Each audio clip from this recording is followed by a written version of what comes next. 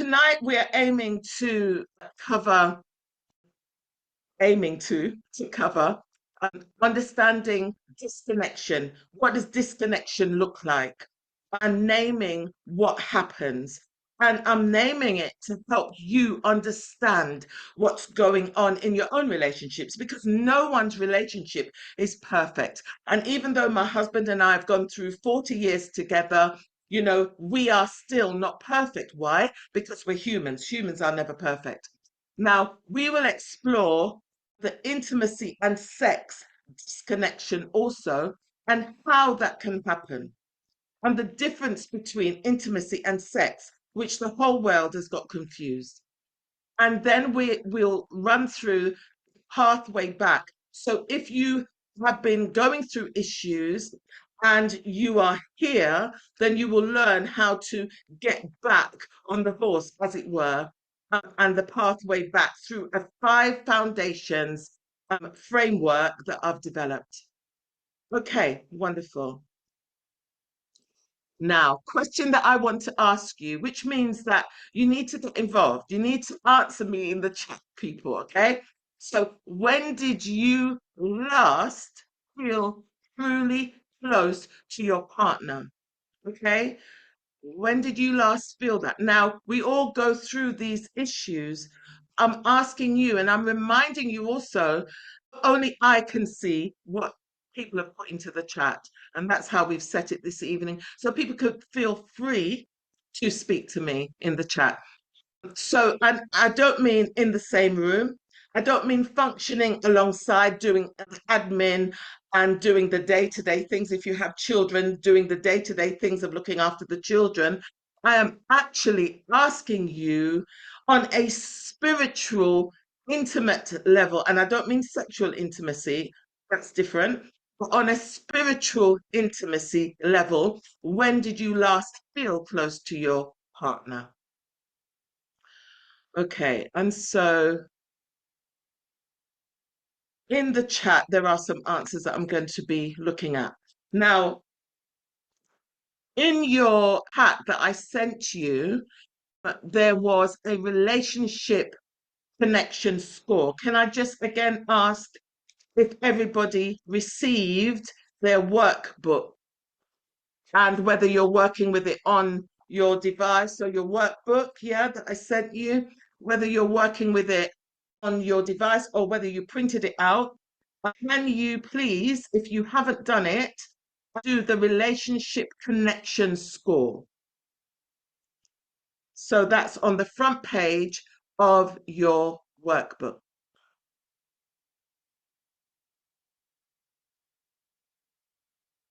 And when you've done it or you've got your score, please tell me in the chat. Hey, Benuri, nice to see you. I can see that you're saying yes, that you've done it. And Joe's coming in from Enfield and he's doing it now. Okay, cool. All right, so nobody else has messaged me, so I don't know if other people have done it. Oh, there we go. Other people are saying they're doing it now. Wonderful. Now, what was your score? Can you put your scores in the chat? When my husband and I did this earlier today, well, actually, we did it separately. My score was 50 out of 60, but we've been together for 40 years. What's your score? And that's really important because you see, this exercise is something that I would like you to take away. The work is yours. I'd like you to take it away and print it out again and keep using it. So every time you're going through an issue of any weight, it would be helpful to you, advantageous for you to check separately. So do it separately, right? The husband does it separately, the wife does it separately to see where you're both at. And I'm telling you that you will find that your emotional closeness sometimes suffers during issues. It can suffer during financial loss. It can suffer during issues with your teenagers, children, especially teenagers. It can suffer, can be stress going on outside of your relationship that's affecting your relationship. And everybody in this room should be aiming for all of the items, unless you're going through conflict, five upwards. Okay? Emotional closeness, as I've said already, is the most important. Emotional closeness is the most important. And trust and safety. Now, for instance, during illness, and the quality of your communication starts to go down the longer you leave your emotional closeness not connected, right? So, emotional closeness, that's why I put it at the top, is the most important. And if you have been scoring a lot of ones, then it's telling you that you actually need to do something about it. So let's look at how the score works and what it means. So, communication, if you are scoring 1 to 4, then you need to start improving your communication with each other.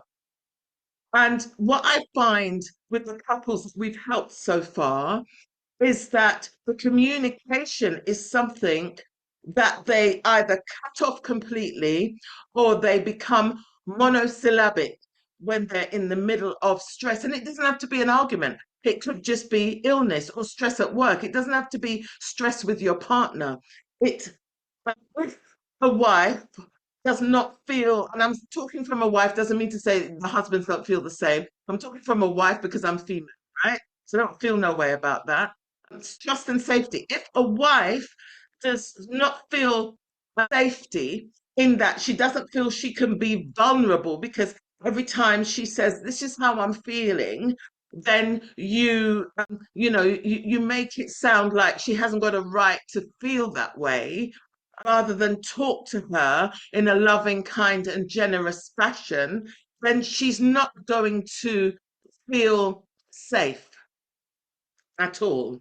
All right. Because one of the main things with emotional closeness, the more vulnerable we feel with each other, is the more safe that we feel. Our trust and safety score goes up and we feel very safe. Yeah. Physical affection. Now, this is what everyone thinks intimacy means. The issue is that uh, as parents on there, if you're a parent, put your hand up. So someone's in the waiting room. There we go. So if you are a parent, put your hand up for me. Wonderful. So I can see that there are parents on here. When your children were younger, right? Not so much teenagers, but younger, did you not hug them, hold them, stroke their hair, play with their ears, whatever tickle them, whatever it was that worked for you and worked for them? Did you not share physical affection with them? So if you've got a best friend and you are a huggy person, my one of my love language, the apex love language for me is physical touch. And so therefore my family and my friends will tell you the minute I see you, I've got my arms around you and so forth, because that's how I show love. Okay. So therefore, how could sex be the same as physical affection in those terms? All right. Now, physical affection is connected to sex, intimacy and sexual connection. I want you from this day forward to see them as two separate, connected things. All right. Now, if you've had a lot of low scores, it is an indication that you need to get some support. Now, that could be from a older friend, could be from even with, what I want you to do is separate sexual intimacy from physical affection and physical intimacy. It's two separate things. They're connected, yes, but it's two separate things. And this is why any of you, as a parent, could be from a coach like myself, That could be from, the leader of your church or your mosque. You can get help. Help is out there. But the issue is with couples is that we go through like deep, dark times sometimes in the relationship, and we are too scared to ask for help. We're bashful to ask for help because we believe that is showing that we are weak. And normally, that you find the female in the family, normally, but not all the time, is the one that will reach out. In fact, I've had more women buy my book than I've had men. But the women buy the book, but the men read it. Okay. Now, what happens when we disconnect? It is not a dramatic thing. All right. It is not a dramatic thing when we disconnect at all. When we disconnect, it is slow. Sometimes it doesn't happen by drama, unless there's been something big that's happened, like a serious illness or fidelity. Those are the two big ones. One of the biggest things when there is no infidelity and no illness, one of the biggest things causes the most breakups in the UK. I looked at figures on the government's website, actually finance. Yeah. So lack of finance or the loss of a job eventually starts to cause us to disconnect. And then the other thing that happens is that our conversations grow shorter, right? So if you've had teenagers, when they come in, I've had five, by the way, as I told you in the beginning. So if the boys would come in from school and say they've had a rough day at school or they're really tired, or they're upset with me about whatever, usually not cleaning their room or not doing their chores and so forth, they would come in and head straight up the stairs. And I would be like, hi, good evening. You've not seen me. And they'd be like, yeah, hello, I'm all right. It was very monosyllabic. And adults do this too. So if you've had an argument, you go into this shorter conversation. And then sometimes some people go into shorter conversations, but for different reasons. So they go into a shorter conversation because they're worried that what they say may start the argument off again. All right. Now, so the evenings become about being on your phones instead of talking to each other. But actually, conversations that are respectful and quiet and that don't turn into an argument actually solve things earlier on in the issue than if you leave it until there is a disconnect. All right. Now, my husband and I have developed something called dialoguing. I don't know whether other people do it, but we do. So if we're going through an issue and he feels that I'm going to be angry if he brings up whatever, or he's going to be angry if I bring up whatever, we do something called dialoguing. So we write a note, simply that. We say, respectfully. It must always be done respectfully, because why wouldn't you treat your partner with respect? They're part of you. You fell in love with them. Spiritually, they're inside you, and vice versa. So, therefore, we would write, we call it dialoguing, we would write little notes to each other. Okay, today I felt awful because of whatever. It could be because I had an argument with our son and I felt you didn't take my side and you tried to stay in the middle, and that wasn't really helpful. You didn't say what you said to me privately, you have not said it to the child, all right, or the teenager or the adult, all right? And I'm just making that kind of argument up, but yours would be different, all right? So if you write it out rather than say it, and then say, can we just please discuss this with, I don't want it to be an argument, but can we do? And so I list all the things that have been an issue for me that day that I feel that he can help me with. And I write it down. and I leave it somewhere that he can find it, or I hand it to him, and vice versa. Now, my husband will write little notes, right? He'll write, even if we're not arguing, he'll write little notes and put it under my pillow, you know. So I think you're amazing, blah, blah, this, blah, blah, that, and so forth. Because his love language is actually acts of service. So if he thinks I'm down, he will want to do something to, all right? Now, physical closeness quietly stopped being a priority is one of the problems that happens when your conversations get shorter. So just watch that. Now, in your workbook, you will have, no, all right, so in your workbook, you can turn to 5 markers of quiet disconnection, please. That's on page 2. Okay. All right, so the 5 markers of quiet disconnection. Okay, now it's in your workbook already, so I know you could see them. There we go. So you talk, but conversations do not really go anywhere anymore. That's the first thing to notice. And then physical touch starts to reduce or feels really different. You feel lonely. Now let's deal with that. How many of you, as partners in a relationship of any kind of length, can say that you have felt lonely even though you are together? Your hands up or put it in the chat.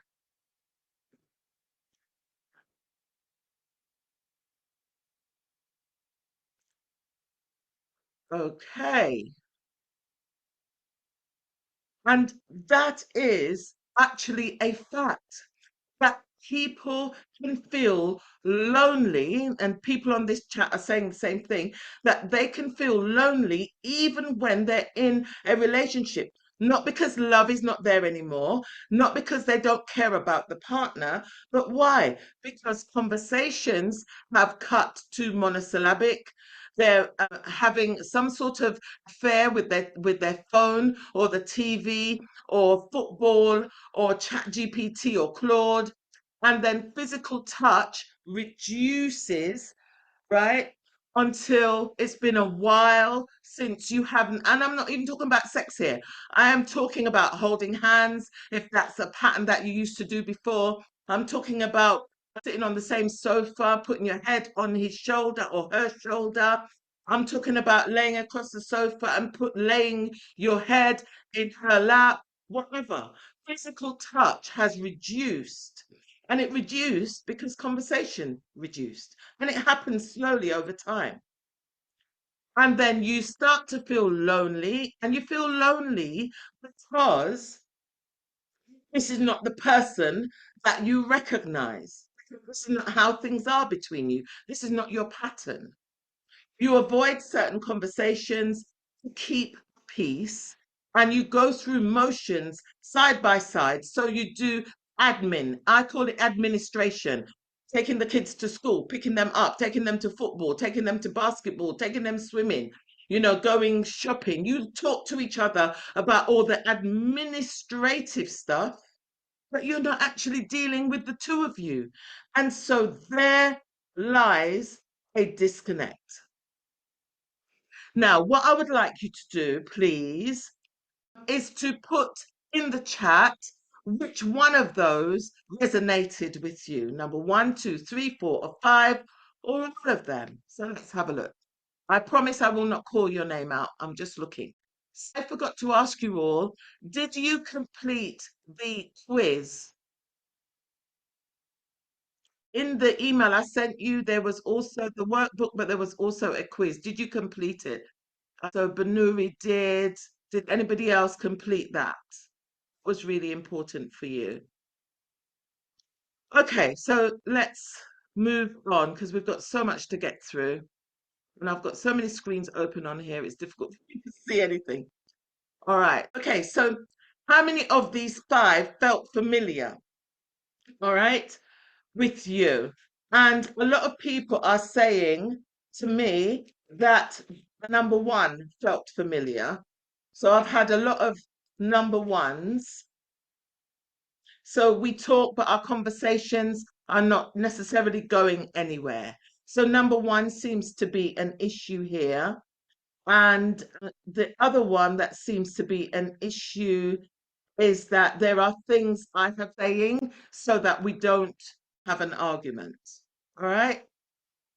Thank you for that. Now, this is not a sign that your relationship is broken at all. This is a sign that you're human. Because if you're going through any form of issue, whether it be personal, whether it be at work, whether it be in the family, whether it be sickness, it will affect your score and it will affect how you see things. So it will affect your view of your relationship. And the issue is trying to be on the same page, on a level page, takes a lot of doing. Because let's face it, marriage is hard work.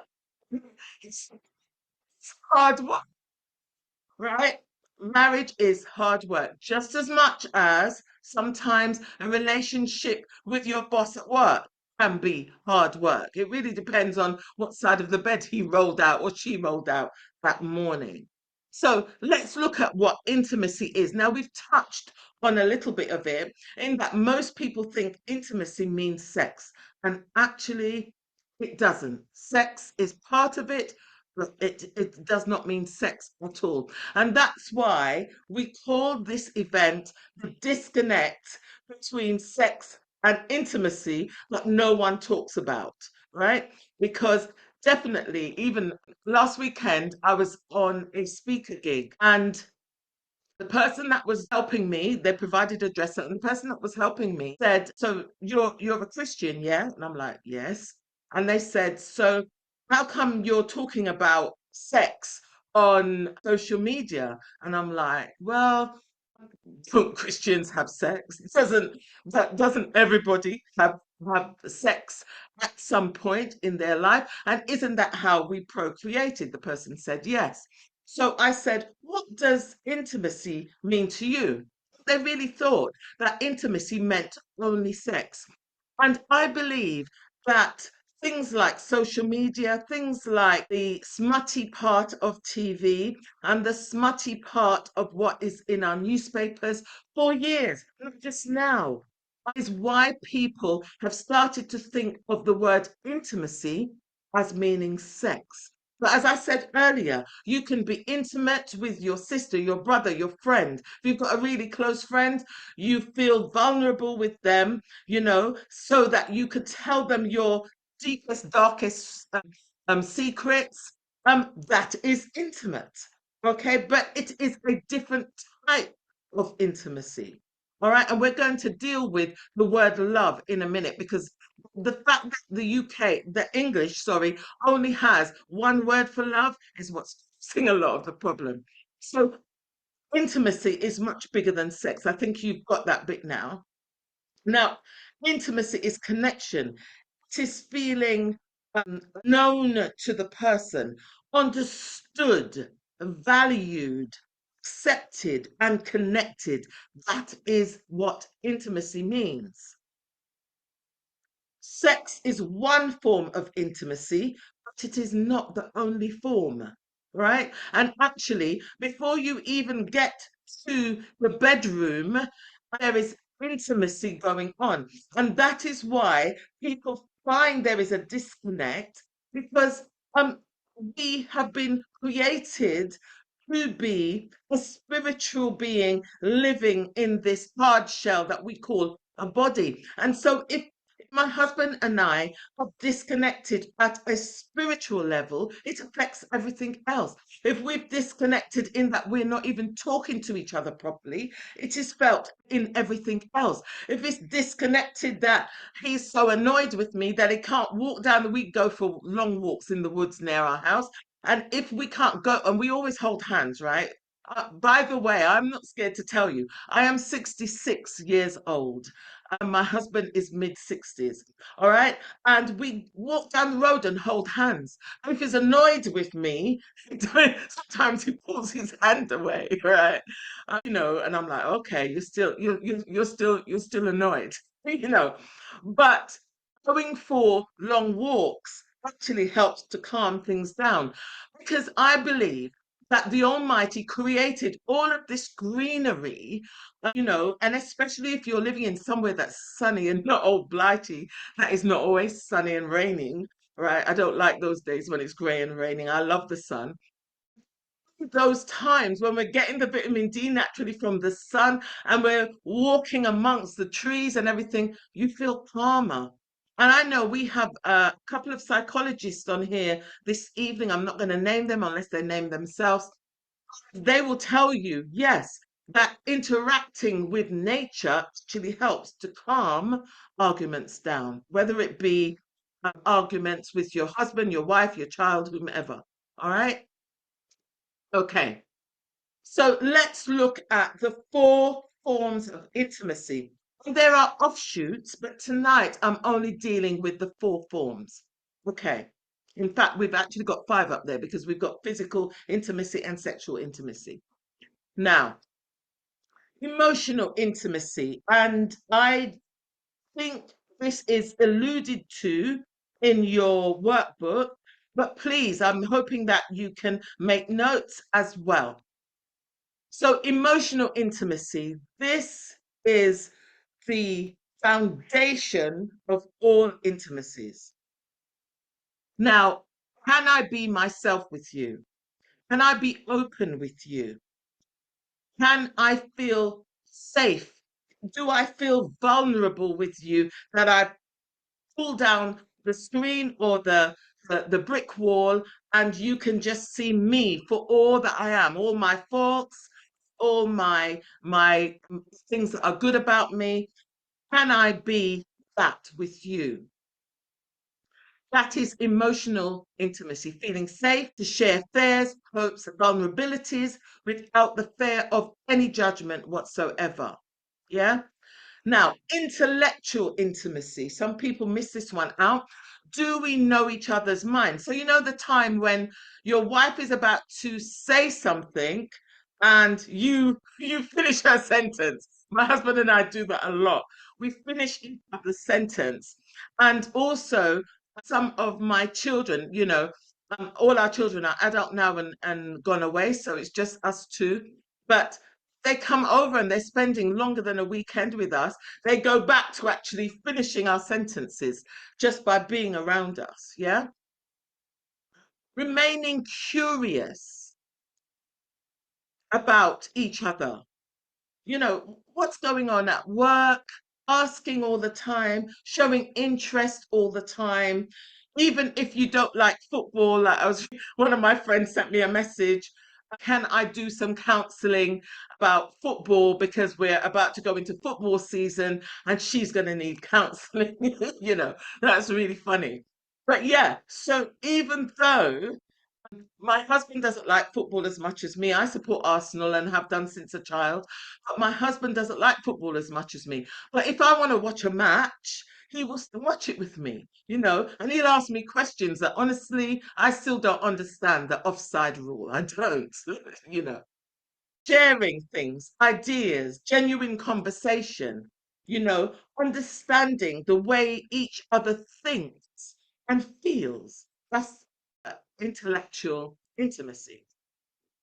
And then this one is a biggie for me, spiritual intimacy. What are we building together? You know? And if you are people of faith, it goes even deeper because spiritual intimacy is a sense of shared values, beliefs, shared purpose, shared direction within a relationship.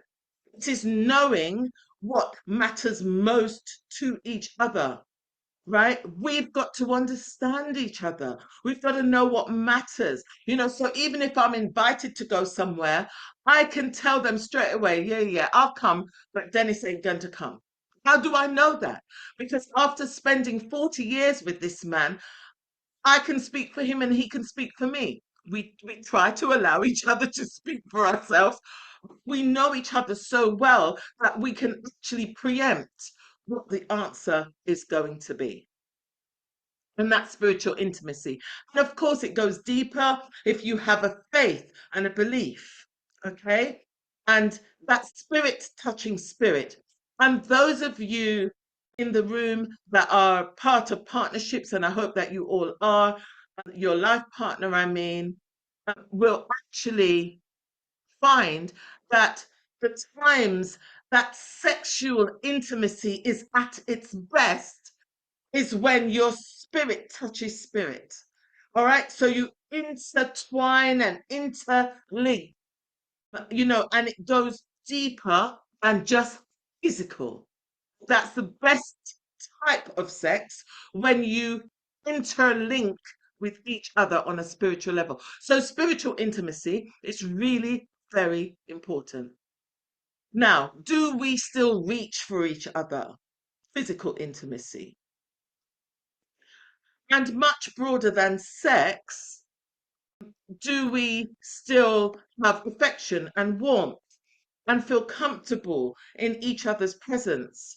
And finally, sexual intimacy, you know, only really takes place on that deeper level when you feel vulnerable with each other. Otherwise, sometimes, long relationships end up having transactional sex. And if you don't know what that means, then drop a message in the chat and I will go through it privately with you. But transactional sex is an issue that some marriages go through. Okay. Any questions at this time, please drop it in the chat. We've got a whole 15-20 minutes towards the end where I will be answering your questions.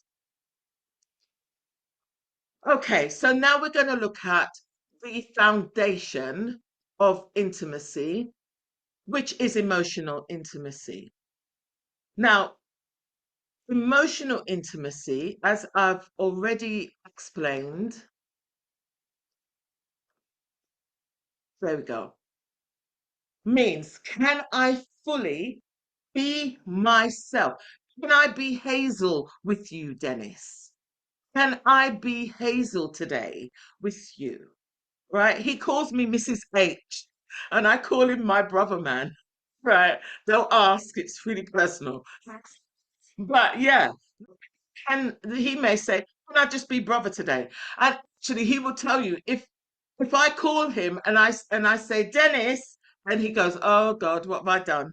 If I say brother man, he goes, "Yeah, yeah, yeah. She's feeling connected to me today." And you will find different things in your own relationship. So, in other words, can I be myself with you, Dennis, with the light on? So remember when you first got together, right? We're all adults on here, so we could talk properly. Remember when you first got together, either you had sex before marriage or sex after marriage. That's not my business. It's entirely up to you. All right.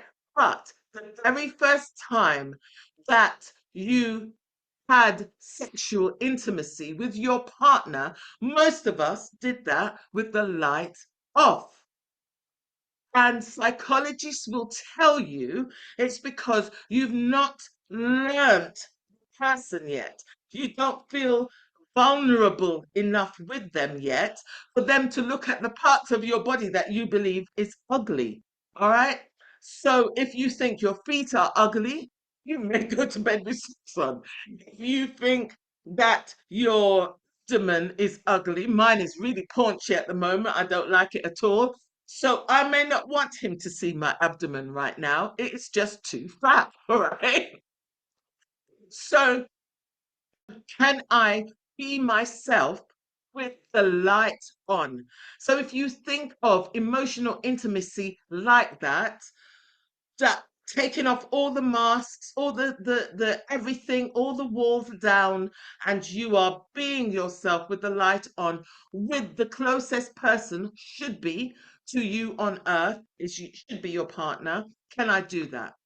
When emotional safety weakens, everything else follows. Every single thing. Communication follows. That's after emotional safety and intimacy goes, communication goes. You start to talk to each other in a different way. You start to do more on your phone than you are doing with the person sitting next to you on the sofa. Physical closeness follows after that, and trust and desire. Now, it's not that the person does not desire you anymore, it's that they've lost their emotional intimacy, their connection. And it's almost like someone has taken the electrical plug out of the wall, all right, out of the socket. And sometimes when it gets to this level, it actually takes somebody to see from the outside of the cradle of your relationship to look inwards and see, can you see? It's because your laptop's not working because you've left the plug out, you know, or your phone has run out of battery, you need to plug it in. In the same way, your relationship and your emotional intimacy is disconnected and you need to plug back in. Okay.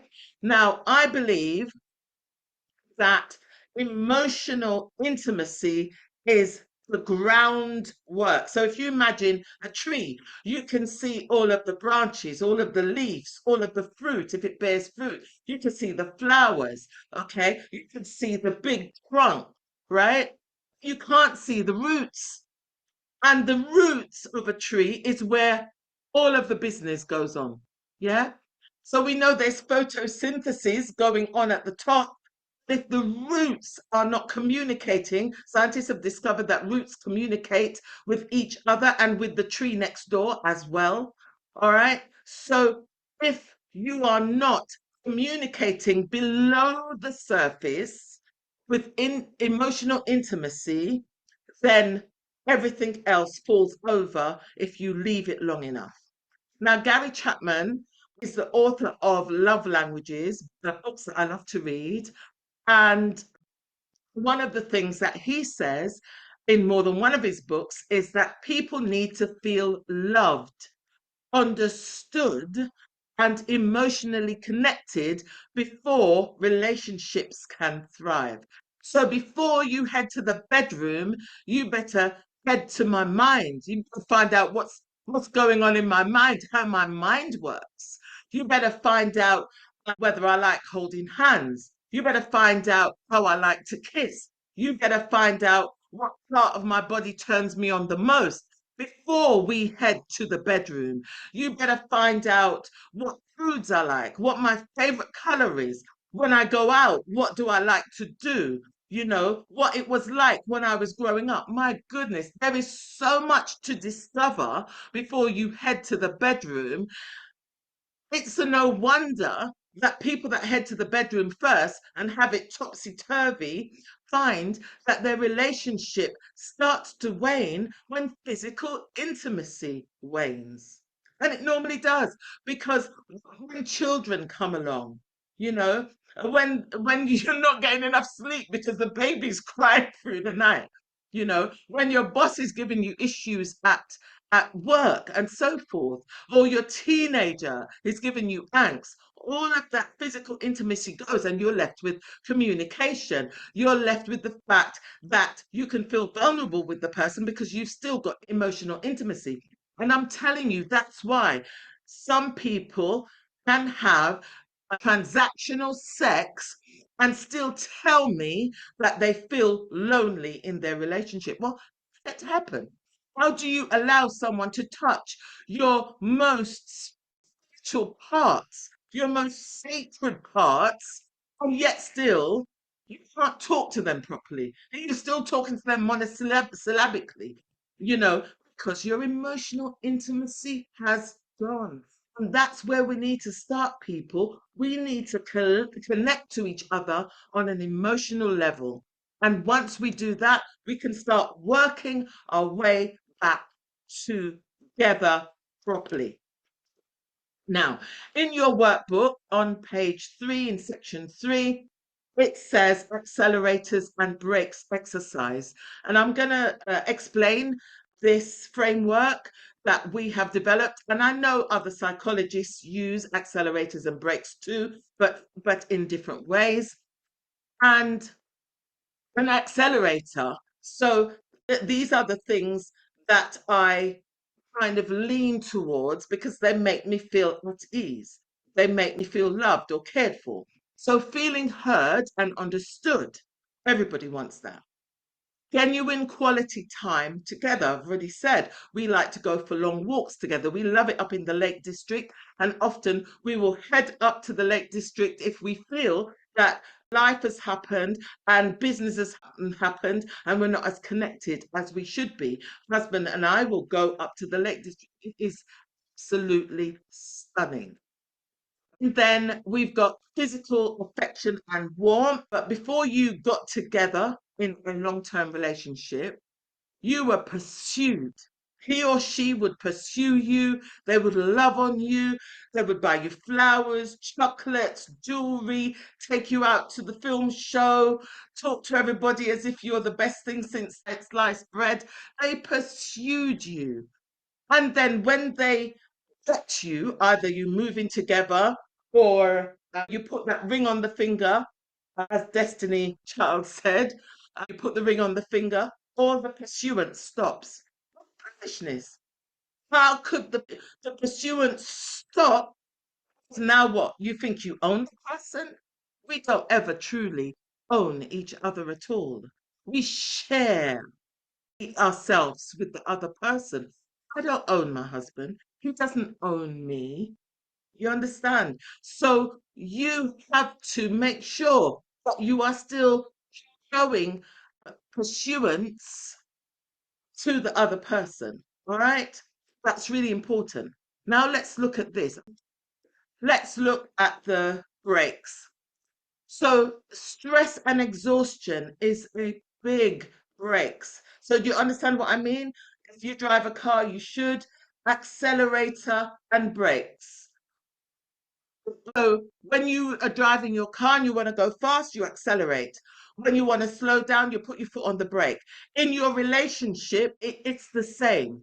Stress and exhaustion is a big break, right?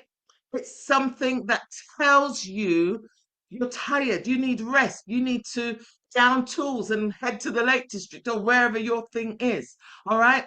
Unresolved conflict, right? Why? Because somehow people have decided, well, if I don't say anything about it, then it won't turn into an argument.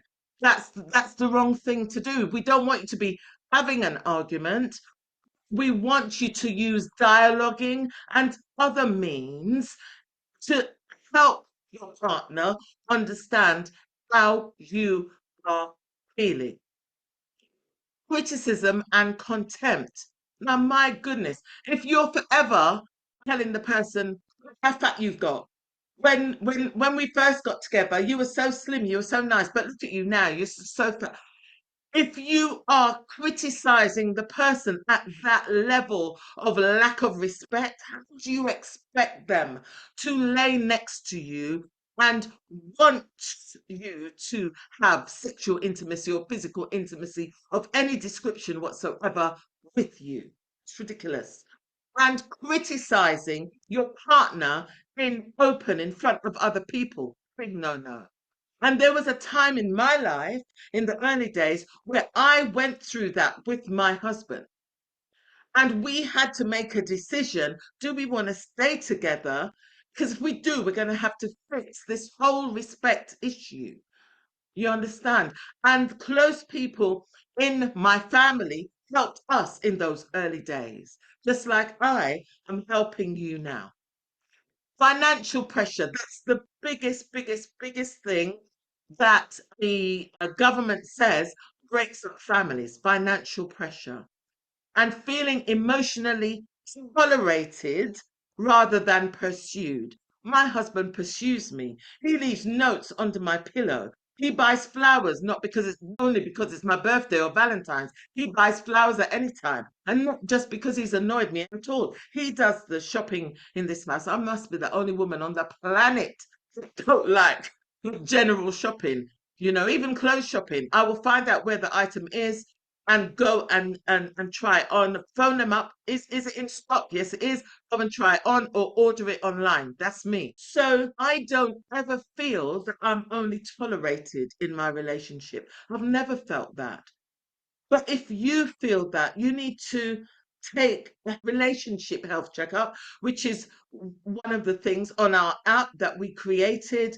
And we sent that to you in the email for you to actually use. And you can use it over and over. So if you're going through different seasons of life, you can do that relationship health checkup then again as well. It doesn't cost you anything. I will forever keep it free. Okay. So does everybody understand the accelerator and brakes? I hope I've explained it properly. Can you now take 60 seconds to write down what are the main accelerators? There could be different ones. They don't have to be the ones on my screen.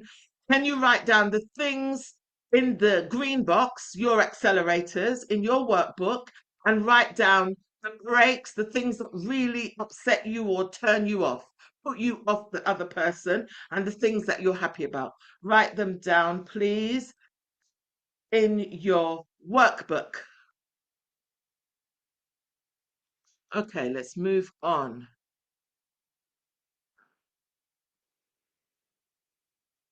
Okay, for the people that have arrived and didn't hear my welcome, welcome. Thank you so much for being here. All right, so I'm hoping that once you've done this exercise in your workbook, you're going to put a number 1 in the chat so that I can see that you've finished.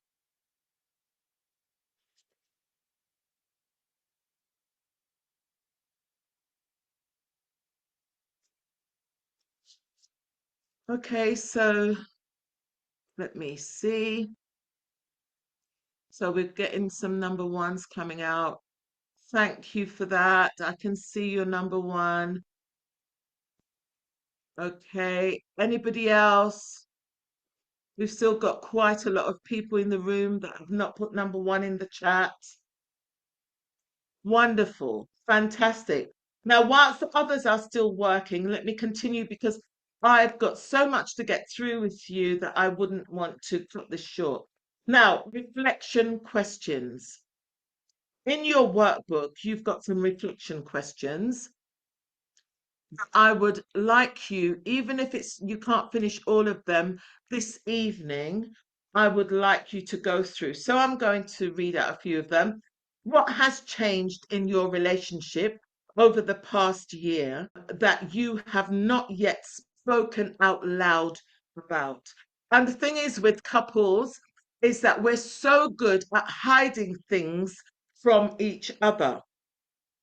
We're really good at that because we either don't want to worry the other person or we don't want it to lead to an argument.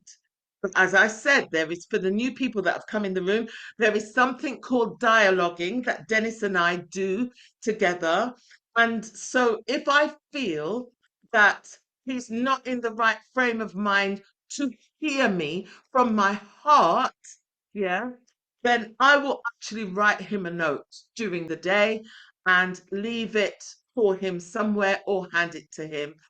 And at the end of the note, it says, I love you. I care for you so much. I just want to sort this out so that we could get back onto a good footing. And yes, after 40 years together, we still have arguments, people, because we're human, right? So we will do this dialoguing. So we write it all down and we write it in a respectful way and in a loving way. And then that way, he has no option to hear my heart. And I have no option but to hear his. It's called dialoguing.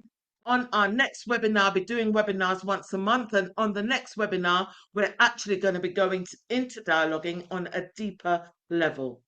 Now, when did you last feel genuinely close to your partner? It's the question that I asked at the beginning, those that have joined late. And what do you most want your partner to understand about how you are feeling right now? Okay, so I'm going to give you 60 seconds to answer those questions. It's three questions. Come on, people, you can do it. And can I remind you that the chat, whatever you put in the chat, only I can see it. And I'd really love for you to share some questions with me. I can answer later on and also share some of the things like how you're feeling right now in your relationship. I hasten to remind you that I am a qualified counselor and a relationship coach, and there is nothing that I've not heard already. Trust me, over the 40 years of helping people in our faith circle and our church circle, I've heard it all. And then on the next page, we've got which of these have been most affected. All right, so emotional closeness, communication, trust, physical affection, feeling understood, or sexual intimacy, right? I'd like you to tell me, number them from one at the top right through to the bottom. Yes, so how many of the one, two, three, four, five, six. So I would like to see at least two or three that's concerning you in the chat, please. Just have to put numbers. So if it's number one, put number one. If it's number six, put number six. Thank you. And then we're going to move on. Great. So I can't see anything in the chat at the moment. I don't even know if I've still got people in the room. But let us move on to why sex becomes complicated. All right. And that's one of the questions I know beforehand that people were saying, comments on my post on Instagram and Facebook. One person that really touched me, he's not on here tonight, and he actually sent me a message and he said, I understand what you're saying. I understand that when emotional intimacy goes, everything goes. But my sexual intimacy has gone because my wife is ill. And I really felt it for him. And I actually said a prayer for him as well. I really felt that because when someone is sick, sex is the last thing that's on the table that they're thinking about. All right. And that's why it's so important, people, that you keep your emotional intimacy, your intellectual intimacy, and your spiritual intimacy alive because you don't know what's going to happen tomorrow as to whether your physical intimacy and your sexual intimacy will be affected. Now, we learned already this evening that sex requires you to be vulnerable. All right. It requires you to be vulnerable because there's parts of your body that you may not like. You may still be having sex with the light off. And so vulnerability is important. And of course, if you're feeling vulnerable with the person, in order for them to really know you on a spiritual level, on an emotional level, on an intellectual level, if you're feeling vulnerable with them, sex becomes second nature. And I'm not just talking about one night stands. Somebody sent me a message actually on social media saying, yeah, but people still have one night stands. And I'm like, yeah, that's just purely raw, raw human desire. If you're having a one night stand, love doesn't come into it, vulnerability doesn't come into it, although you have to think about your safety and your health. All right. However, if that's the lifestyle you've chosen for yourself, you're an adult, that's entirely up to you. But I prefer to be having sex with somebody that I know where he was last night. I know what he's been doing. I know that he hasn't got any STDs. I know how his mind works, and he knows how my mind works. And that's a choice that we have made as a couple. Now, when trust and emotional safety have quietly eroded, we've already said vulnerability begins to feel very, very risky. And the physical side, and I'm not just talking about sex here, the physical side of your relationship also goes downhill, right? So you're not touching each other anymore. You're not sitting all close and cozy up together. Even when you get into the bed, you're turning your backs on each other. You're not cuddling anymore. So we're not even talking about sex. We're just talking about the physical side of intimacy. That goes. And then sex itself becomes less frequent and less connected. When you do have sex, it becomes transactional instead of spiritual in nature. And you feel more pressured. You feel more pressured to perform, more pressure. Oh, is it me? Am I making him happy? Am I making her happy? Okay. And then everything stops altogether. And at that point, often it is very late in the day to reconnect. When you get down to the bottom level, you're actually having to do a lot more work, and your relationship coach or counselor has to do a lot more work in order to get you back to the top again. So please check yourself. That's what these exercises are about, so that you could actually do a checkup for yourself. Be honest with yourself and make sure, and with each other, and make sure that if your emotional safety is going, that you correct it straight away. If your intellectual intimacy is going, you correct it. You start to show interest again in everything he or she is interested in, which is intellectual intimacy. Okay. All righty. Okay. Now, when you find that your sex or your sex life has become complicated in that it or non-existent or transactional, which is not a good way to have sex, this is not a desire problem often. Most coaches will tell you, let's track back and see what other plugs have been disconnected from the wall socket of your relationship as to why we are now here. So if the client tells me, well, actually, we're not intimate anymore, right? So I will then ask him or her, what do you mean? What does not being intimate look like? Because if I say it to my husband, it may mean something else. If I say it to, let me see, if I say it to Violet, it may mean something else. If I say it to Joe, it may mean something else. If I say it to Mercy, Manuru, Itchi, it may mean something else. So it's understanding that ground at ground level. Well, what do you mean? What part of your intimacy has become disconnected? And if they say to me sexual intimacy, then I'll say, okay, well, why do you think that is?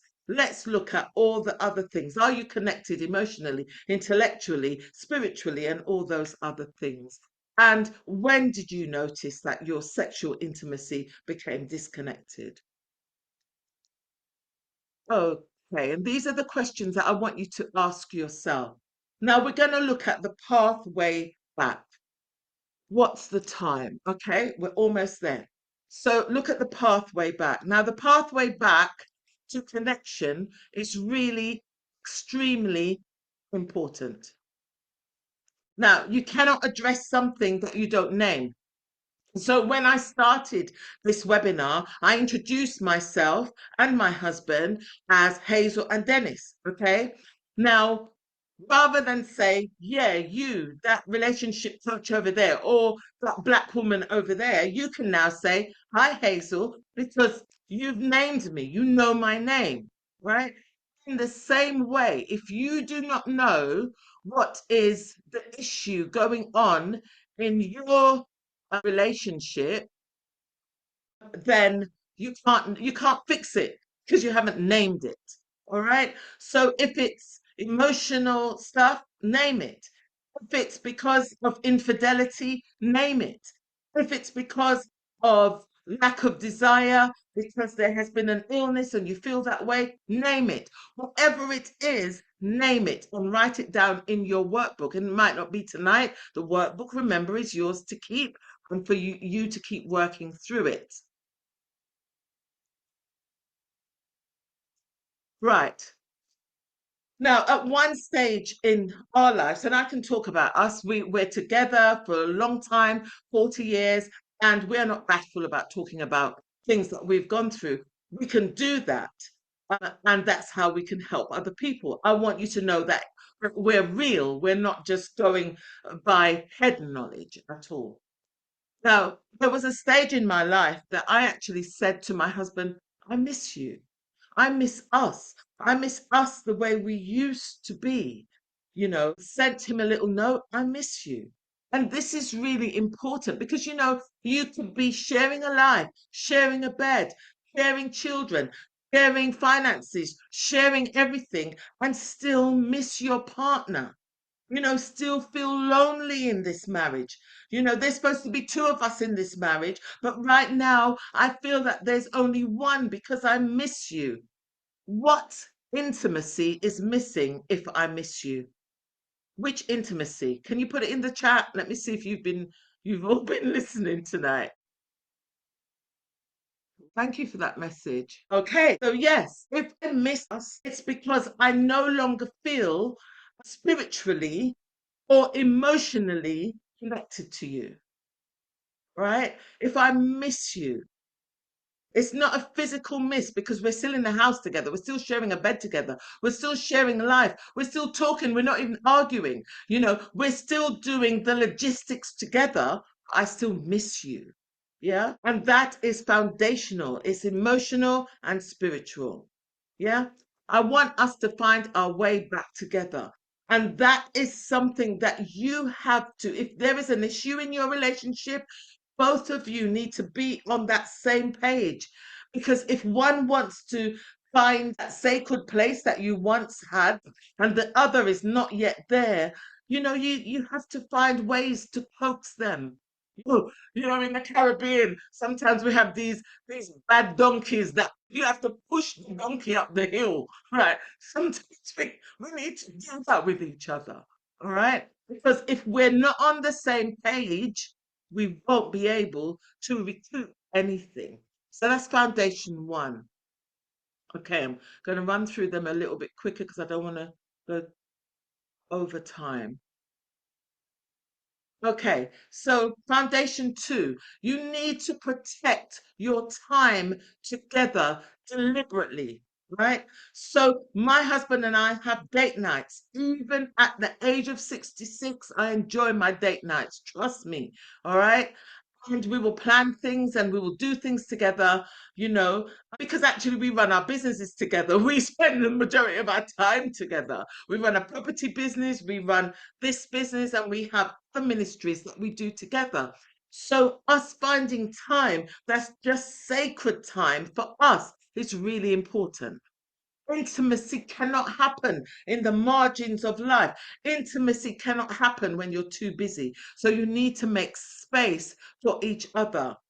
It does not have to be elaborate or expensive. It could be a walk in the woods, a walk in the park, but it needs to be consistent. And the only thing that should stop that is genuine emergencies, especially if you have children. Trust me, there's always an emergency of some description.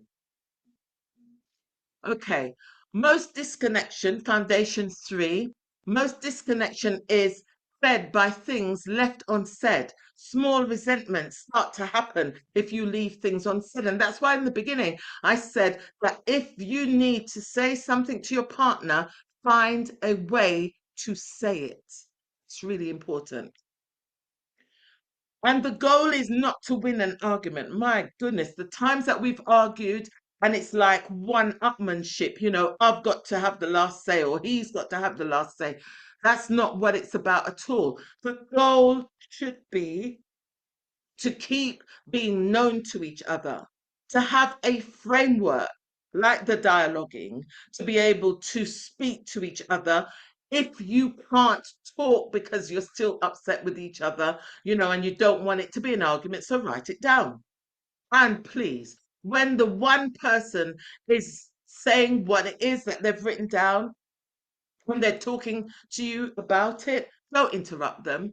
That is just so rude. And don't try to fix them either because they didn't ask to be fixed. They just ask to be listened to. If they ask you to fix it or help them fix it, then go ahead.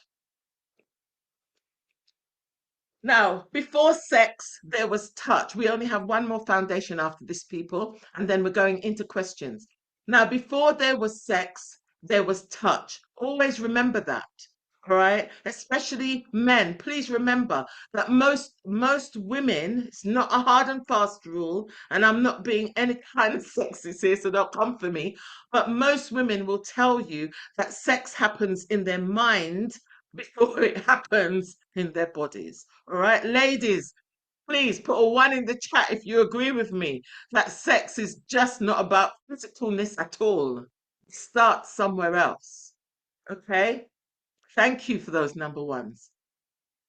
And before anything else becomes possible, physical safety has to be rebuilt, you know. So don't come and just say, you're sorry. It could be a genuine sorry, but don't expect, to jump back to first base or whatever, just because you've said sorry. You need to work at it. You need to get the emotional intimacy back and the intellectual intimacy and the spiritual intimacy before you get that sexual intimacy back.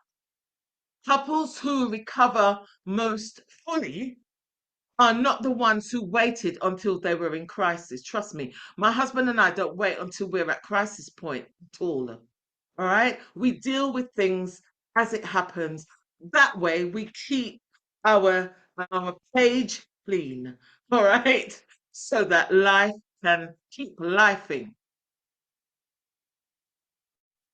So you're here tonight, and that's really special because it means to me that the people in this room want to keep their relationship on the five foundational levels. So now in the chat, I would like you to say which of those foundations was the most important to you. Was it foundation one, naming it? Was it foundation two, protecting your time deliberately? Was it foundation three? Speak the thing you have been avoiding. So talk about it. Was it foundation four? Returning to physical touch without feeling pressurized. Was it foundation five? Getting support before you need it desperately. Which one is the most important to you? Drop your numbers in the chat. And in your workbook, and this is just for you, so that you can remember this moment of how you were feeling having learnt all this or having relearned it, because I'm sure most of you already knew this. Write it in your workbook. Why did number one resonate with you? Or why did number three or number five or number four or number two, whichever it was? Yeah. Be specific in your workbook. Your workbook is going to form a map for you to get back every part of your intimacy on track. Okay, so this evening we went through understanding the disconnect and rebuilding the connection. They're two different things. You've got to understand something in order to find out where it's gone wrong, and then you need to rebuild it like a jigsaw puzzle. Yeah. Now, rebuilding is going to take more than 90 minutes of a webinar. I hope I've explained everything properly for you this evening. If I haven't, come back to me. All right. So, next steps. Holding On Together is a platform my husband and I have created to help other couples to get to the 40-year mark where we are. All right. To be enjoying it. We enjoy each other still. All right. But that's because we work at it. So, option one, as I said, I'm a qualified counselor and a relationship coach. And yes, I've recently taken an exam in this stuff. And I'm so pleased to report that I can legally counsel you. Okay. Now, you can work directly with me. And if you would prefer to have a man's take on it, then my husband also steps into the appointment to your invitation. drop me a message in the chat or go on to our website, holdingontogetherofficial.com, and go to the coaching and counseling tab. Okay. And then we're planning a retreat. The retreat is going to be in the autumn, and we are currently in talks with organizations in the wellness space. And they really want to bring us in on board. So we're not just looking for any old retreat. We want a little bit of touch of luxury. And it will be an open space that you will book appointments and be able to talk with Dennis and myself, or either or, and also be able to have your treatments and all of that. We haven't yet decided whether the first one will be a 1 day or a whole weekend. But if you're interested in signing up for the autumn retreat, obviously, the minute things are firmed up, then I will email you out all of the information. But you need to let me know that you're interested. And you could do that in the chat. And also, when the retreat is ready, it's going to be on the event section of our website. And then finally, most of you already know that we have authored books and they are available on Amazon. And I will send, in fact, in the email I sent you, the links were there. But tomorrow I'll be sending out another email with all of the links, so that you'll be able to find out where our books are. And as you can see from the pictures behind me, the first two books are out. It's a series of 6, Holding On Together, and the first two books are out. And yes, the first book is called Prayers for Couples Under Pressure, but the book is not just about prayers, okay? So I don't want you to think it's just a devotional.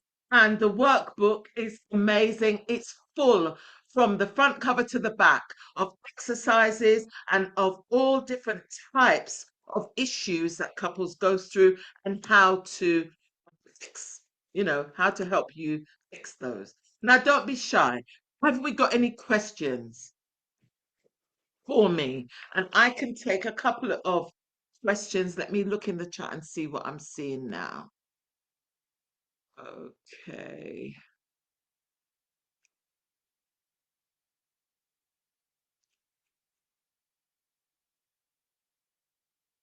Oh, well done. Yeah, Binru, you're saying that you're an undergraduate in psychology, and relationship coaching is one of the things that you would like to do. That's fantastic. When you finish the formal side of your training, then yeah, hit me up.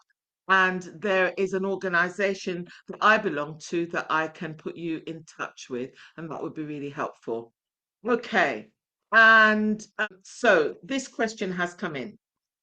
Many people begin with a goal of fixing the problem. Do you think that that's what I should go for straight away? I say the person is saying, I don't want to name them. The person is saying their partner hears criticism immediately, that they begin to speak and become quite defensive. So how can they fix that?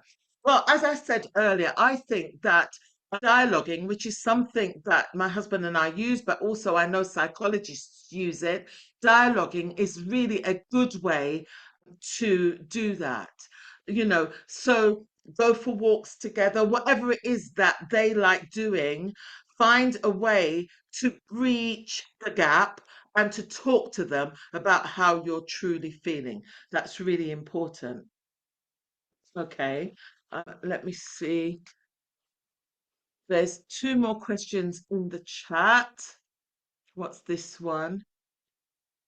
All right, okay. What do you do when you don't want to reconnect, but your partner, that you want to reconnect, sorry, but your partner is not interested? It's a very similar question to the last one, actually.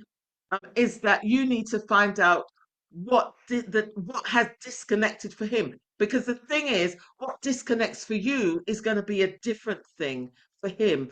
And then, if I were you, I would suggest some counseling or coaching. Some people don't like the word counseling, it makes them feel that they're broken. So maybe say relationship coach. Can we book an appointment for that? I think if that's where you're at, it may take somebody else to unpick what is really going on there. Okay. Uh, Any more questions? Great. Well, thank you so much for joining me this evening. I hope that it's not been too laborious for you. I've enjoyed teaching you. Next month, we already have the next topic. So on the 8th of July, our next topic at 8 p.m. on the 8th of July, again a Wednesday, is I married the love of my life and I woke up next to a stranger. And I will begin sharing that on social media uh, on Monday. I'm taking a couple of days off. I'll begin sharing again next week. In the meantime, hit me up on social media, on Instagram, on Facebook. We are holding on together, official, and on YouTube. We're holding on together. And all of you will get an email from me tomorrow so that you've got all of my connections. Please feel free to connect at any time. Please feel free to ask me about the relationship health checkup you were supposed to do and how to interpret the work. And if you would like to have formal coaching from me, then hit me up on the website. The email that I send out tomorrow will have my phone number in it, so you'll be able to contact me on WhatsApp. Thank you so much for joining me. I've enjoyed it. I hope you have. I hope you've learnt much. Thank you and good night. Thank you too. Thank you, Hazel. Good night. Good night, darling. Thank you, Hazel. Take care. Thank you, darling. Thanks, Janice. Yeah, thank you. Thank you. Thank you.